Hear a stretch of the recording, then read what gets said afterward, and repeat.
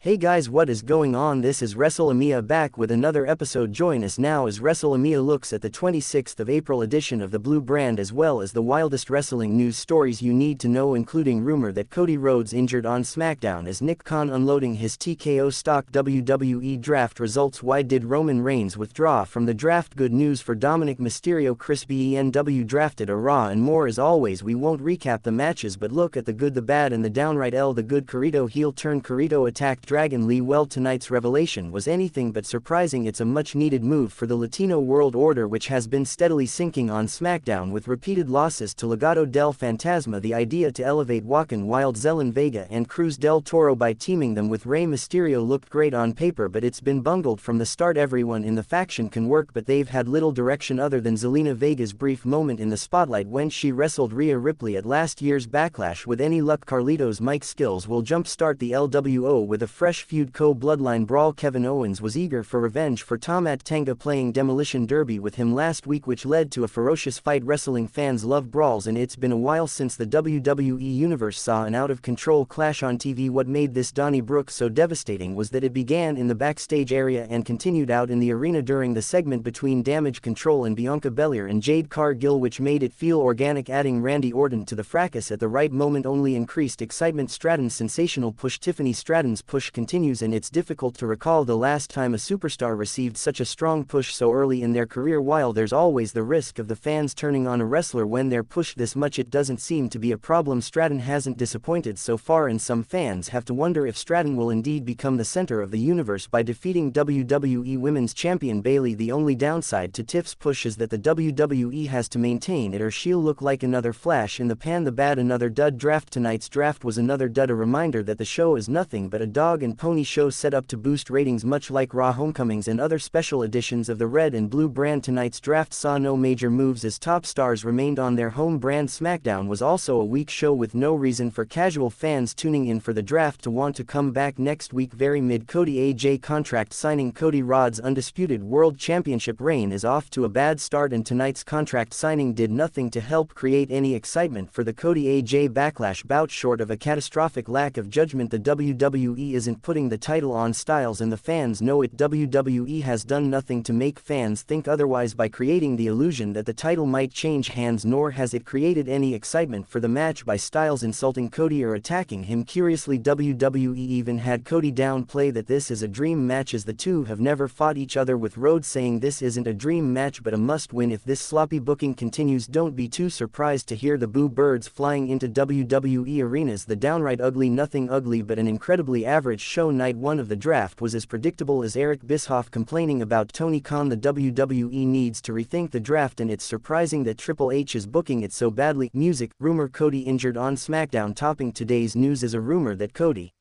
Rhodes may have been injured on SmackDown during his bout against Carmelo Hayes. Remember that this story has not been confirmed, and as you'll see, Rads may have been just selling the apparent fumble. Essentially Sports is reporting during one of the spots Rads was stunned and his opponent ran to one of the ropes to perform an aerial attack. The champion ran in the opposite direction to deliver a Cody cutter. The botched timing didn't allow Hayes to catch his opponent midair, and Cody Rhodes bounced shoulder first on the wrestling mat. In the clip shared on Twitter by the source reporting the injury rumor, we can see Cody Rhodes holding his shoulder and reacting in pain. Although this could have been done to highlight the spot, the source suggests that it appears to be an injury. WrestleMania will continue monitoring this story as Nick Khan selling his TKO holding stock. Interesting corporate news as WWE President Nick Khan is listing all of his TKO holding stock, a move which could lead to Khan unloading it all in a sale. As he scoops his reporting, KH plans to sell his entire stake of 234 shares, including restricted stock units he has accumulated over time. Despite these sales, Khan will continue in his current role at the company, as confirmed by a source familiar with the transaction who wished to remain anonymous and was not authorized to speak publicly on his behalf. As the report notes, the listing doesn't mean the share will sell, but in the corporate world such filings typically precede the actual sale of the shares. Soon after WWE draft results night 1 is over, and rather than list the draft results, which mostly saw Raw and SmackDown superstars drafted to remain on their original brands, WrestleMania will note which wrestlers moved: Raw Braun Breaker, Issa Dawn and Alba Fire, Kiana James, SmackDown Baron Corbin, Nia Jax, Andrade. Well, there has been talk of major moves between the main roster in NXT. The only move from NXT is former NXT Women's Tag Team Champion Kiana James. Roman Reigns withdraws from the draft. Shocking news on SmackDown as Paul Heyman announced that Roman Reigns had withdrawn from the 2024 draft and that Reigns would not be returning to WWE in the immediate future. This was arguably the only significant surprise in the draft, and fans are curious whether this is storyline related, a KOB way of covering up an extended absence caused by real-life events, or a combination of things. Unfortunately, there has been zero news on what led to this move. Storyline-wise, it's a good way to keep Reigns off TV as he was already expected to take time off for his usual post-Mania vacation, and he has a role in an upcoming Eddie Murphy film. How big a role remains a mystery. Tony Khan's latest attack on WWE. AEW president Tony Khan didn't pass on the publicity he had by appearing at the NFL draft during his famous father Shad Khan's participation in drafting players for his NFL team, the Jacksonville Jaguars. Tony spoke with the NFL Network about the NFL draft and AU's battles with WWE. We've been doing this for 5 years. We're the most successful sports startup since the AFL pre-merger. There is non-pin a challenger brand that has gained as much market share as AEW in many years. We're like the Pepsi at pro wrestling. We're up against an evil juggernaut. WWE is our competitor. That's who we're facing. AEW like the Pepsi of pro wrestling. WWE is like the Harvey Weinstein of pro wrestling. I'm really proud of what we do down here. Rumor has it that the NFL was happy to capitalize on the viral video of Tony wearing his neck brace during the draft to sell his injury at the hands of the Young Bucks on Wednesday's Dynamite. Spoiler: new champion revealed. Spoilers abound for the WWE's new Speed Championship, so skip to the next story if you want to be surprised by the new